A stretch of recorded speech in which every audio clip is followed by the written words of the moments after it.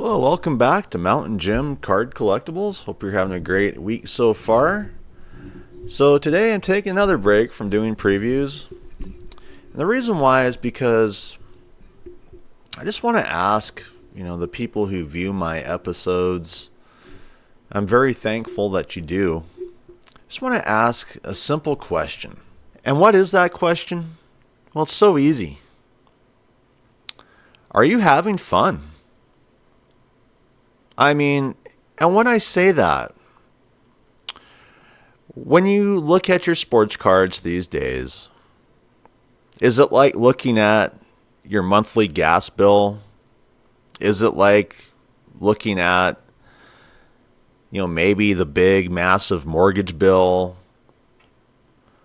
Or is it something more like, when we grew up in the 1980s and you spent 10, 15, $20 on a box and you were happy to get what you got? Yeah, I was a kid in the 1980s. I didn't have to pay bills. I didn't have all the stress of the economy bearing down on me day in and day out. Back in the 1980s, politics were pretty, standard stuff. I mean, they weren't extreme. And so what we have now is an economy that could possibly go into a recession due to not really anyone's fault of our own, workers, whatever. It's tough not to point the finger at politicians. And if anyone knows my channel, they know I just do not like politicians. It doesn't matter which party you're involved in. If you're a politician, I just think you need to go someplace else. Why? Because I'm just tired of politicians always ruining everything. I've had a lifetime of it. And the politicians in my world tend to even ruin my enjoyment with card collecting and the hobby. Why is that? Well, it's not just them. If politicians were more, I guess, happy to work for the people and do work that really needs to be done, I wouldn't have a problem with them. But tanking the economy, whatever, I'm not a big fan. And that's why I tend to believe that the U.S. would be a much better world if we just didn't have politicians. Anyway, so that kind of leads me back into this next question of, are you having fun collecting cards as an adult in comparison to when you were a kid? And, when we were kids, or at least when I was a kid growing up, 1980s, this hobby was affordable. It really was. It was a green pasture. I'll say that much. The pasture was definitely green. Why? Well, it was easy to get the cards for the most part. There were a lot of suppliers. And, if you're a fan of sports, like you're watching games day in and day out, it really worked out, because you didn't have to spend a lot of money. There's a great chance you could roll out with an awesome rookie card of the player that you wanted. And, you'd go about your day, do your things, what I do back in the 80s, do some skateboarding, bicycling. I always used to go fishing and hunting back then with my dad, I really enjoyed the hobby. I didn't even think about, the money I spent in it. It wasn't like I was spending much money, I mean, it's not like I had to go into deep debt or anything, put a bunch of stuff on my credit card bill. I didn't even have a credit card back then. I just go and ask my parents, for $5 or $10. I'd go to the store, buy some candy, buy some baseball cards, football cards, whatever. Come home, open them up, have a good time doing it, have a little sugar high in the process, you eat some, one of my favorite candies back then were those circus peanuts, those will give you a good sugar high. They're just loaded with sugar. And it was a fun hobby, kind of like any other hobby. If I went fishing, yeah, I would have spent a little bit more money back then, with my friends, trying to get to the river or a lake or whatever. But not much, And so as a kid, I really enjoyed it, the hobby. And there were other things about it as well, I mean, there were multiple companies, that were licensed, so you didn't have to spend a lot of money, so it would keep the prices down. That's one of the things about the junk wax era is the prices were kept down because of the multiple licenses, I know that Topps Fanatics, like my most recent episode, is they're embroiled in these antitrust lawsuits. Yeah, why? Because, it just appears that they're undermining the Sherman Antitrust Act of 1890. I mean, I'm not a lawyer, but if you just kind of read the nuts and bolts of the law, it just kind of appears that way. And so like here, this is just an AI overview where, the cost of a box, in the 1980s, like I said, here was around $10. Yeah, that's right. Isn't that a lot more fun than going to the card shop and, hey, I'd like to get a box of baseball cards. Oh, $400, $300, $200. And that is what I don't understand is it's like I became an adult from the 1980s. I grew up, I'm half a century old now. But it's just like sports cards turn into, it's almost like getting a monthly bill for me anymore. I mean, when I get a monthly bill in the mail, I get, a bill to pay for my electricity, a bill to pay for natural gas, a bill to pay for the internet, and a bill for water. Am I happy getting these bills? No, I'm not. And they're quite a bit every month,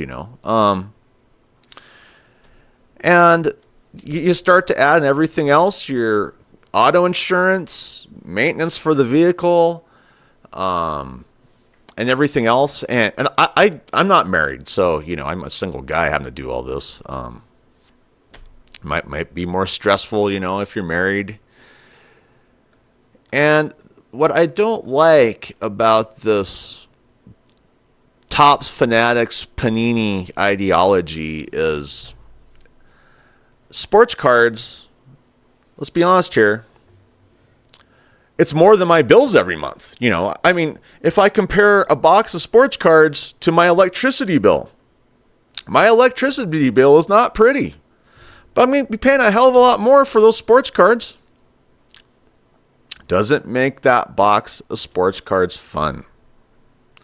I'm going to put it out there. No, it doesn't. It doesn't make that box of sports cards fun. As an adult, I didn't expect to see the prices of sports cards like I do now. And I begin to understand why. It's because there's a lot of individuals, whether it's sports leagues, whether it's the card producers, who all went in together and decided to milk the sports card collector to no end. And so when you get your box and you compare it to your electricity bill, you compare it to your cable bill or, broadband bill, whatever, and it's so much more expensive. And it feels like a monthly bill, like you have racked up, endless amounts of money on your credit card and you're getting the nightmare bill every month. It's like, oh my God. Or for me, when I had to pay off, student loan debt, my dad helped me. Thank God he did.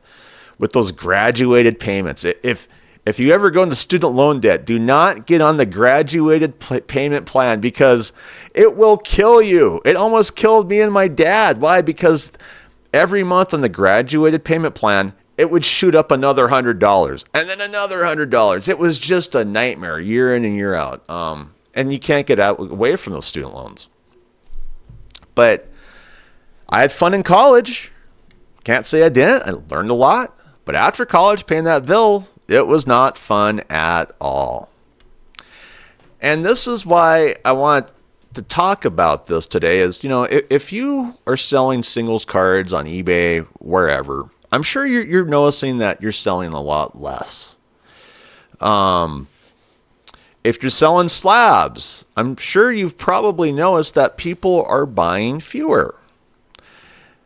Unless, you're a big, hotshot salesman, whatever, however you're doing it. But why is that? Why was there such a boom during the pandemic and then everyone is, kind of shying away afterwards? Well, I think it has to do with what we've talked about. Fun. Now, if you want to have fun in the card collecting hobby, cards, I would probably recommend that you get more into trading card games like, say, Pokemon and Yu-Gi-Oh! Yeah, there's other ones out there, but I just, for the most part, yeah, I mean, there's some issues right now. I know a lot of the Pokemon collectors, players aren't happy because, there's been a lot of chicanery going on, even with Walmart, the MJ Holdings issue. That just came out recently where MJ Holdings was apparently selling products that should have been, allowed for the public to buy at premium prices over the Walmart site. So when you ask yourself why people would come into this hobby, why would they leave? Why isn't it as fun as the 1980s? I tend to point my fingers at the sports leagues because they are just as guilty as the big monopolists like Panini and Topps and Fanatics. What is it about monopolies, corporations, greedy corporations that really make a hobby not very fun? Well, it's the fact that they make it for wealthy people. It's the fact that buying a hobby box is more expensive than your monthly bills for water, food, insurance. And then you go, well, what am I getting here for, my monthly broadband bill is $100. What are we getting from the big monopolists, for sports cards? Well, they sign these kind of monopolistic deals to an extent with the big sports leagues so that they can all get rich off the back of the poor sports card collector. And that's why 40% of, like Michael Rubin said, of his product is going to breakers. Why? Well, guess what? Ma and Pa, people like me, we can't afford it. I have to eat, And so if you were growing up in the 1980s and you expected that, well, things are going to stay the same, I'll be able to enjoy my hobby when I get older. Well, guess what? It didn't work out that way. The hobby morphed into kind of a milking of the consumer. And I like to bring up the antitrust case that Panini has against Topps Fanatics, which seems weird because, to me, those are both just big monopolists. Can't say they're not.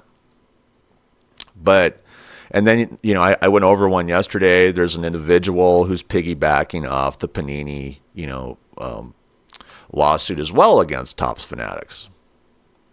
And if you go to these sites on Instagram, hey, we're having fun. The most fun place that you're going to find in the sports card hobby, what I have found, is going to be Fanatics Live. We're having fun on Fanatics Live. But here's the thing. Who's having fun on Fanatics Live? Well, Emma Roberts is having fun on Fanatics Live. How is she tied in with this whole Fanatics Topps thing? Do you think she's just some random sports card collector that just walked into a showcase gallery somewhere and now she's like on Fanatics Live constantly? No, I'm guessing that somewhere along the way she signed a deal with Topps and Fanatics. I can't prove that. But you know what? I bet it is. And just look at all the fun we're having on Fanatics Live today with all the superstars, Big superstars are having fun. $1 million card, 101 Skeens debut card, top bid. Chat predicts $1 million. Why aren't people jumping into this hobby like they used to? Why aren't people having fun like they used to? Why aren't people buying the cards like they used to? And I think it goes with the fact that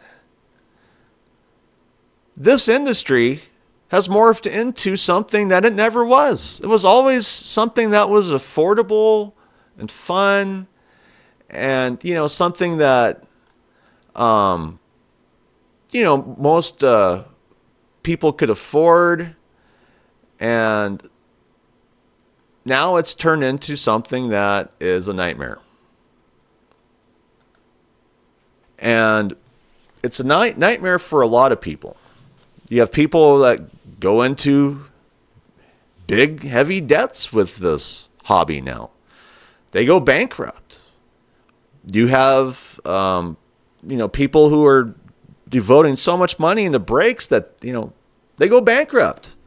Why? Because they can't just go out and buy those boxes anymore, When a hobby box is more than your monthly bills for, let's say, electricity and this and that, what are you getting out of that box, Is it the constant gamble of, I'm going to get the biggest player. I'm going to get that one of one. I'm going to get rich. I'm going to get the lottery ticket. Is that what it is? Because that's what it never used to be. That is what it never used to be. What it used to be was people enjoying the sports for the most part and going, you know what? I like to kind of have that guy's card. Wouldn't even matter if it was a rookie card, even in the 80s. People would be happy with just a base card of one of their favorite players, But now you look at the hobby, and people like that are looked at as simpletons, the simps, Why did they name the Simpsons the Simpsons? Why do you think? Simpletons, the simps. I'm a simp to an extent. If you want to, I've had people almost laugh at me, because I'm such a simp. I'm happy with just, cards that aren't valuable, players that aren't valued much. Maybe I'm laughed out of the room, being a card simpleton in this day and age, you'll get laughed out of the hobby. You will. I mean, the people will treat you like you're a big joke, whether it's you selling your cards on eBay, whether it's you coming on YouTube and talking about your sports cards. You will look like the biggest idiot in the room. And that's just someone, thinking like they used to think. People used to think more in the 1980s, 1990s. Maybe, this hobby was more towards, geared towards, the simps like myself, I'm happy just to have, a base card of this guy, why? Well, it's a better picture than his rookie card, it really is. But then we have this other issue, and this is recession 2025. What is this going to do to the hobby? Well, since, Mr. Trump has taken office, I've definitely seen my sales go down for online selling. And there's a lot of reasons why. It's because people are nervous. People are scared. Why? Well, the big politician here has to, shake it up for everybody. And money is becoming, a very nervous situation to maintain. Now, are we going to go into a recession this year? Well, I tend to believe there is a strong possibility that we will. And if you're one of these people who would like to enjoy your life a little bit before you pass away, enjoy your time on Earth, with some affordable sports cards, well, guess what? Those big monopolies aren't going to allow you to do it. And that's what I mean is, are we having fun? We have all these tariffs on stuff, We have the fact that credit card debt is skyrocketing. Household debt is skyrocketing. Like right here, U.S. household debt hit a record 18.04 trillion in February, including a record high 1.21 trillion in credit card debt, and concerns over Trump's unpredictable policy making recently sent U.S. consumer sentiment to its lowest level in 8 months. And if you're a politician, if you love politicians, I don't know what to say. I mean, this is coming from U.S. News World Report. This was written by Wayne Duggan on March 17th, 2025. If you're in the stock market, I haven't been playing the stock market this year. Why do you think? The stock market honestly wasn't that pretty last year when I was on it, and I just kind of backed off and pushed more into reselling, and investing more in reselling than on the stock market. And the stock market is tanking, for the most part because of a lot of these, will of the politicians. Would we all be happier without politicians in our lives? I believe we would. I think the world would be a better place without politicians. Why? Well, if we had just workers doing what they had to do, well, our life would be a lot better. But the thing is I can't just point at politicians for all of our troubles. You have to look at the government, allowing all these massive, monopolies that appear to have, formed in a kind of malicious way to where the Sherman Antitrust Act, could possibly get involved. Where is all this going? That's just it. And where it's all going, in my opinion, is if you're a reseller of sports cards, is you're not going to get as many sales. Why is that? Well, people aren't having fun. I almost think that people forgot about that, in this hobby, about having fun.